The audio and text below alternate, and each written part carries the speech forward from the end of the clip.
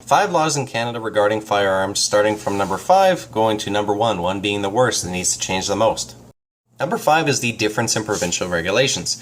Similar to the United States, you have different rules in different provinces in Canada. Okay? So in most provinces, I'll use BC for an example, if I want to go shooting in the woods, as if I'm target shooting and I'm being safe about it, it's perfectly legal. If you go to the eastern side of Canada, where the Maritimes are, which is Nova Scotia, New Brunswick, Prince Edward Island, and Newfoundland, they conclude that the only use of firearms in Crown land is for hunting. Now, that becomes a gigantic problem if you want to go target shooting, because that kind of leaves you open to being accused of being a poacher.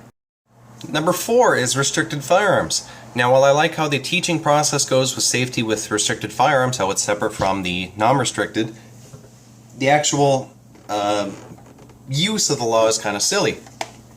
I have a non-restricted Visa 58, and it has a non-restricted barrel length. If I had a barrel length that was about to here, I believe, this would make it a restricted rifle. Can I take it out in the woods and go target shooting like I normally do with this one? No, that would be illegal if the barrel length was this long. Nothing else in the firearm changes, just the barrel length. Now, as a silly comparison, you have a PTRD, which is a bolt-action anti-tank rifle that the Russians used in World War II. You can buy that in Canada for around $5,000, I think. Now, as long as you find the ammunition, you can go and safely target shoot it out in the woods. That's legal. If you take a little .22 caliber handgun and you want to go take it out into the woods, that is illegal. If you want to go take a .22 caliber rifle and go shoot in the woods, that is legal. There's no real basis for saying that restricted firearms are not allowed to be shot in the woods. Number 3 is magazine capacity laws. In this hand I have a 30-round Stanag that's pinned to 5 rounds. In this round I have a 10-round AR pistol mag that's not riveted, not blocked at all. Which one's legal? They both are.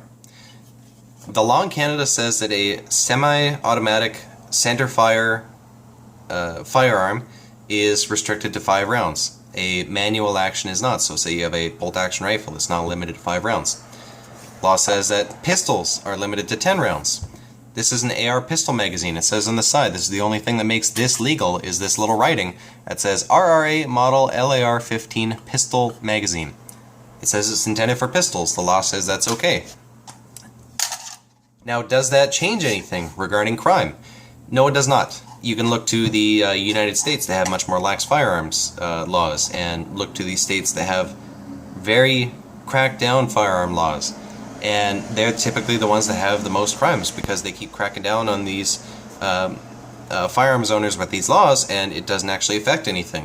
Number 2 is the prohibited firearms list. Now, another thing you could probably call this is the movie guns list. Okay?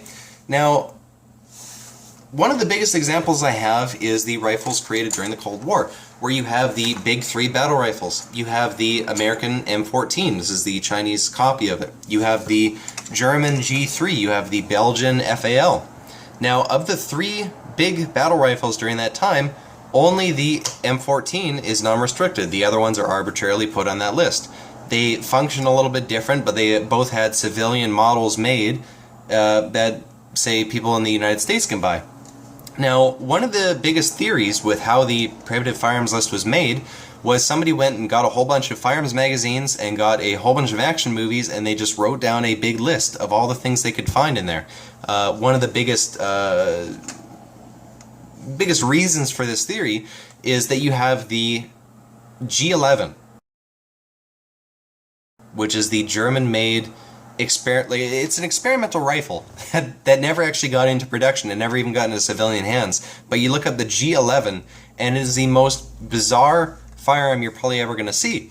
Now, it made the list. How? It never left the prototype stage for the German military. Well, it's probably because a model of it showed up on the movie Demolition Man. That's one of the things that's backing it up, is it's just so ridiculous that something that, you know, it barely even existed, but it's on that list as saying this is banned. You are not allowed to have this in Canada. Another thing is it lists variants of all these different rifles, like the AK, like AK-47 or AKM. It says that any variants of that rifle are banned. It specifically lists the SVD as a variant of that rifle, even though they actually function very differently. And these rifles, they don't do anything different. Like AK shoots the same round as my Visa 58. The FAL and the G3 shoot the same round as my M305. And one of the biggest problems with it is you have the RCMP that designate whether something is relatively easy to convert with relative easy tools to acquire, and they just use the word relative a lot. And that's a big issue, and then I'll get into that in a minute. One is law enforcement creating the laws that they enforce. Right off the bat, that should raise a gigantic red flag to you guys that law enforcement should not make laws that they are going to put into effect. They should not have any connection between making them and enforcing them at all, right? Now, I like the RCMP. I have some friends in the RCMP, but I really hate that. I do not like it at all that they could do that, okay? Now, there's two gigantic examples of why that's a big issue and why it's actually come up, where, say, the owners of the CZ858 and the Swiss Arms rifle, they had a problem a little while ago, a couple of years ago, where they were told overnight, you guys are now criminals for owning this. You have 1 year amnesty to turn those things in before you are a criminal. We will come get you to turn them in for zero compensation. And as far as I know, nobody actually turned them in. I don't know, like I never found any record of anybody actually coming to turn them in, because those are expensive rifles. The Swiss Arms rifle was like $3,000. So who's going to do that? Buy it and then say, oh, you know, I guess, well, the RCMP says I should turn this in, I'll turn it in. Now, that was overturned, and Bill C-42, that was one of the things that was restricting about that, was saying, hey, you guys can't do that anymore. You can't just say one of the citizens, like law-abiding owners, is criminals overnight.